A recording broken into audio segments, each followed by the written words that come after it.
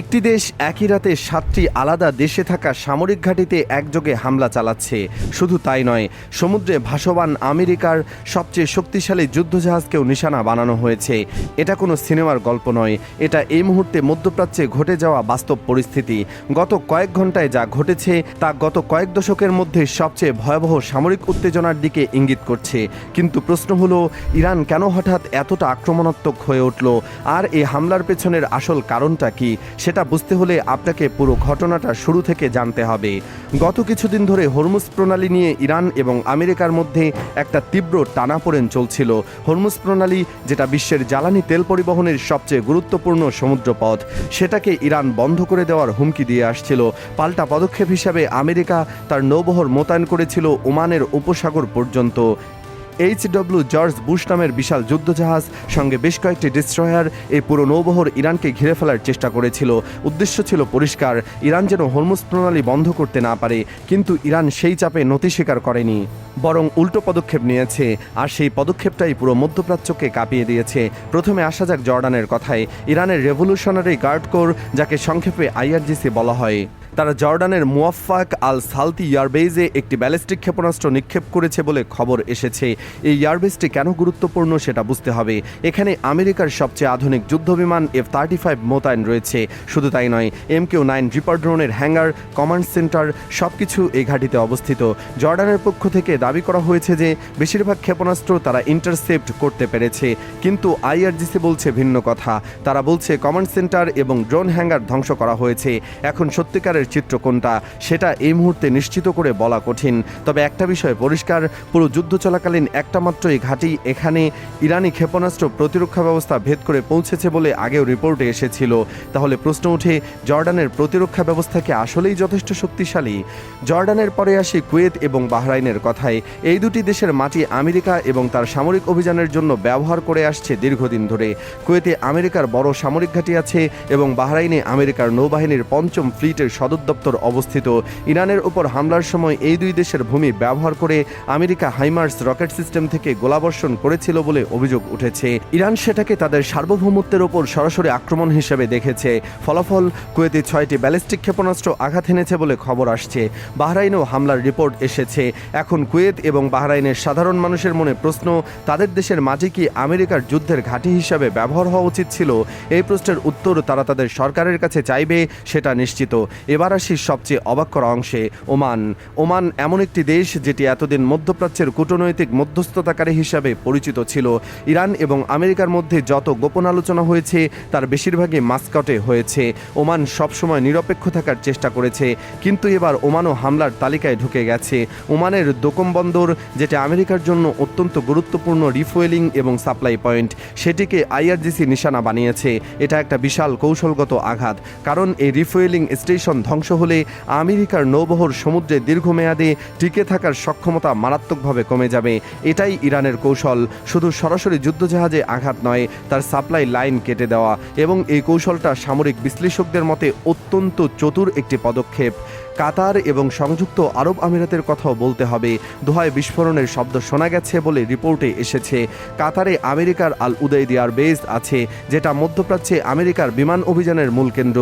সেখানেও হামলার আশঙ্কা তৈরি হয়েছে। ইউতে আমেরিকার আল ধাফরা ঘাঁটিও নিশানায় আছে বলে খবর আসছে। সৌদি আরবেও পরিস্থিতি উত্তপ্ত। মোট কথা, পুরো আরব উপদ্বীপ এই মুহূর্তে একটি আগ্নেয়গিরির মুখে বসে আছে। এখন আসি সমুদ্রের কথায়। এটাই সবচেয়ে নাটকীয় অংশ। আমেরিকার যে নৌবহর ইরানকে ঘিরে ফেলার চেষ্টা করছিল, ইরান সেই নৌবহরকে আক্রমণ করেছে বলে দাবি করা হচ্ছে। IRGCর স্পিডবোটগুলো ধীর গতিতে ছুটে এসে আমেরিকান যুদ্ধজাহাজকে ঘিরে ফেলার ভিডিও সামনে এসেছে। এই ধরনের স্পিডবোট আক্রমণ ইরানের একটি পুরনো কৌশল, যেটাকে সামরিক পরিভাষায় সোয়ার্ম অ্যাটাক বলা হয়। ছোট ছোট অসংখ্য নৌকা একসঙ্গে বড় যুদ্ধজাহাজকে ঘিরে ধরে এবং বিভিন্ন দিক থেকে হামলা চালায়। এই কৌশলে বড় জাহাজের প্রতিরক্ষা ব্যবস্থা একসঙ্গে এতগুলো লক্ষ্যবস্তু সামলাতে পারে না। আমেরিকার নৌবহরে হতাহতেরও খবর খবর এসেছে। কিছু সেনা নিহত, কিছু আহত এবং কিছু নিখোঁজ বলে রিপোর্ট পাওয়া যাচ্ছে। তবে এই তথ্যের সম্পূর্ণ যাচাই এখনও হয়নি। একটা গুরুত্বপূর্ণ বিষয় এখানে পরিষ্কার করা দরকার। যুদ্ধের এই সময় দুই পক্ষই নিজেদের সাফল্য বড় করে দেখায় এবং ক্ষয়ক্ষতি ছোট করে দেখায়। ইরানের প্রেস টিভি যে ভিডিও প্রকাশ করেছে সেখানে তারা এই হামলাকে খামেনির প্রতিশোধ নামে অভিহিত করেছে। তারা দাবি করছে এই হামলায় সম্পূর্ণ সফল হয়েছে। অন্যদিকে আমেরিকার সেন্ট্রাল কমান্ড এখনও বিস্তারিত কোনো বিবৃতি দেয়নি। এই নীরবতাটাও কিন্তু অনেক কিছু বলে দেয়, কারণ যদি সত্যিই কোনো ক্ষয়ক্ষতি না হতো তাহলে আমেরিকা সঙ্গে সঙ্গে সেটা জানিয়ে দিত। এবার প্রেক্ষাপটটা একটু বুঝে নেওয়া দরকার। এই পুরো সংঘাতের শুরু হয়েছিল হরমুজ প্রণালীতে একটি সাইপ্রাসের পতাকাবাহী জাহাজকে ঘিরে। ইরান সেই জাহাজকে সতর্কবার্তা দিয়েছিল, কিন্তু সেই সতর্কবার্তা উপেক্ষা করা হয়। এরপর ইরান সেই জাহাজের উপর আক্রমণ চালায়। এর জবাবে আমেরিকার সেন্ট্রাল কমান্ড ইরানের 140টি সামরিক স্থাপনায় হামলা চালায়। এই 140টি স্থাপনার মধ্যে ছিল ক্ষেপণাস্ত্র উৎক্ষেপণ কেন্দ্র, ড্রোন ঘাঁটি, নৌবাহিনীর স্থাপনা, গোলাবারুদের মজুদ, যোগাযোগ নেটওয়ার্ক এবং উপকূলীয় নজরদারি কেন্দ্র। 3 রাতে মোট 300টিরও বেশি সামরিক স্থাপনায় আঘাত হানা হয়েছে বলে রিপোর্টে আসছে।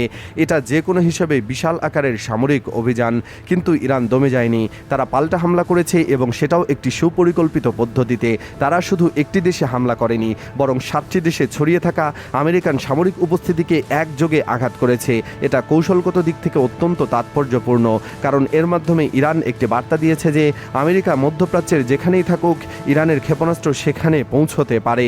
আরেকটি ভয়ঙ্কর খবর হলো ইরান আবারও হরমুজ প্রণালী বন্ধ করে দিয়েছে। এটা যদি দীর্ঘমেয়াদী চলতে থাকে তাহলে বিশ্বব্যাপী তেলের দাম আকাশচুম্বী হয়ে যাবে। বিশ্বের প্রতিদিনের তেল সরবরাহের প্রায় 20 থেকে 25% এই প্রণালী দিয়ে যায়। এটা বন্ধ হওয়া মানে শুধু মধ্যপ্রাচ্য নয়, এশিয়া, ইউরোপ, এমনকি আমেরিকার অর্থনীতিতেও ধাক্কা লাগবে।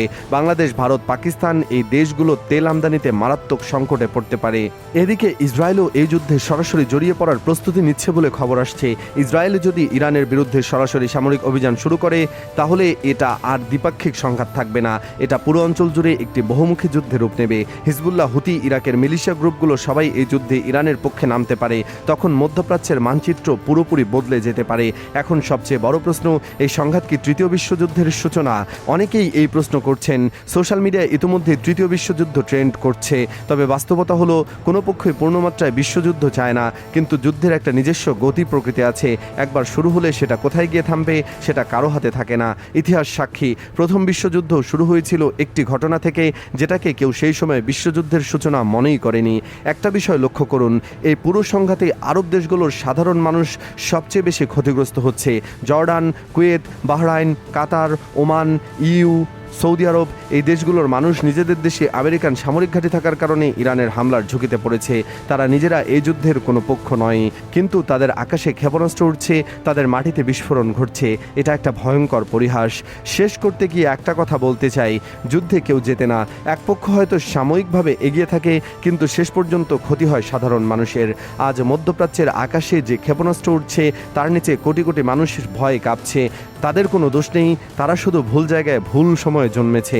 প্রশ্ন হলো, এই সংঘাত কি কূটনীতির টেবিলে ফিরে আসবে নাকি আরও গভীরে তলিয়ে যাবে? আপনি কি মনে করেন, ইরান কি সত্যিই আমেরিকার বিরুদ্ধে দীর্ঘমেয়াদী যুদ্ধ টিকে রাখতে পারবে, নাকি এটা একটা কৌশলগত চাপ সৃষ্টির খেলা? আপনার মতামত কমেন্টে জানান।